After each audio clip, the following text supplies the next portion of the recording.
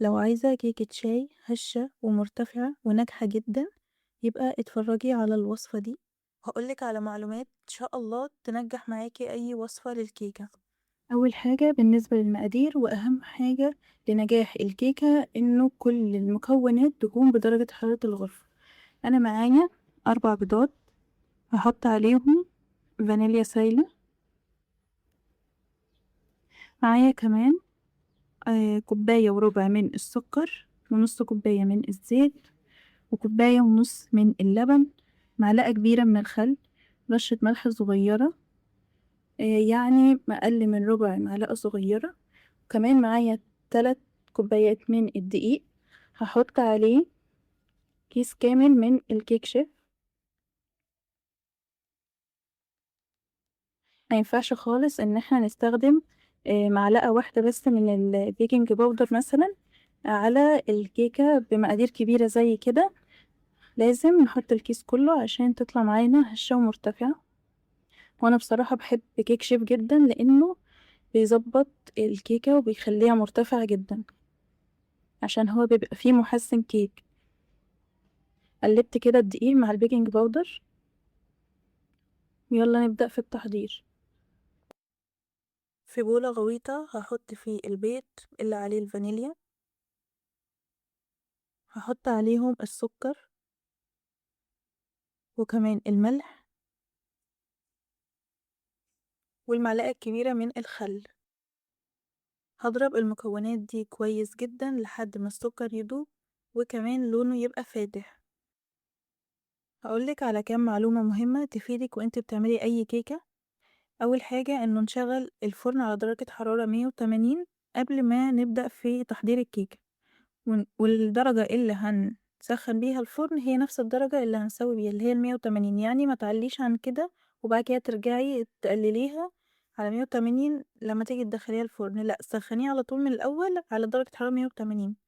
تاني حاجة نكون مجهّزين الصينية قبل تحضير الكيكة، وكل المكونات تكون بدرجة حرارة الغرفة، وكمان تاخدوا بالكم من قوام الكيكة يكون لا خفيف ولا تقيل، امشوا على المقادير بالضبط، ونفس الكوباية اللي هتعايري بيها الدقيق مثلًا أو السكر هي نفس الكوباية اللي هتعايري بيها كل المكونات.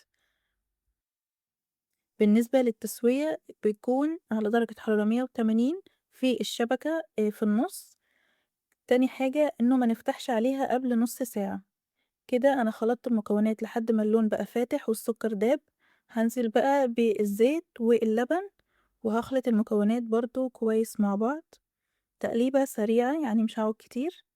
بعد كده لمّا اختلطوا كويس هاضيف بقى المكونات الجافة، أنا هاضيف الدقيق اللي حطينا عليه البيكنج باودر على 3 مرات، والمهم إن إحنا ننخله كويس عشان خليط الكيكة يكون ناعم ومفيهوش أي تكتلات.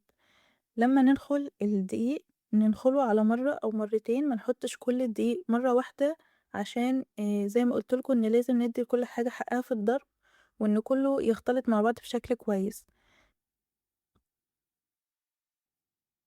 لمّا بانخل الدقيق باضرب بقى بالمضرب الكهربائي على أقل سرعة، مش لازم تشيلوا المضرب وتضربوا بقى بمضرب يدوي عشان الدقيق، لأ عادي جدًا، المهم إن إحنا مش بنضرب كتير، وكمان بنضربه على أقل سرعة. عايزة أقول لِك كمان إنه ما ينفعش تفتحي الفرن على الكيكة قبل نُص ساعة، يعني من بعد نُص ساعة تقدري تفتحي على الكيكة وتختبريها. بعد ما ضربت كل المكونات بإسباتيولا هانزّل أي دقيق في الحواف، وده كده قوام الكيكة المضبوط، لا خفيف ولا تقيل. هاستخدم بقى مقاس الصينية مقاس 30 سنتي، وهاحط فيها خليط الكيكة. الصينية أنا دهناها زيت فقط، وبعد كده بعود خشبي هاعمل فيها أشكال عشوائية عشان ما يكونش فيها فراغات كبيرة من جوه، وهادخلها بقى الفرن لمدة 45 دقيقة. ولما استوت واختبرتها حطيتها تحت الشواية لمدة دقيقتين وبس كده. أهم حاجة لما نطلعها من الفرن ونختبرها إن هي خلاص استوت نغطيها بقى عشان تحتفظ بالرطوبة بتاعتها وتفضل طرية لأكتر وقت. ده كده بصوا الكيكة من تحت ومن فوق مستوية وحلوة جدا ولونها تحفة، قوامها هش ومرتفع وكمان قطنية جدا. دي كانت وصفتنا النهاردة، جربوها وقولوا لي رأيكم، وقولوا لي في التعليقات ايه الوصفات اللي انتوا حابين ان انا اعملها على الصفحة بتاعتي. ويا رب يكون الفيديو عجبكم، ولو عجبكم ما تنسوش اللايك واشتركوا في قناتي.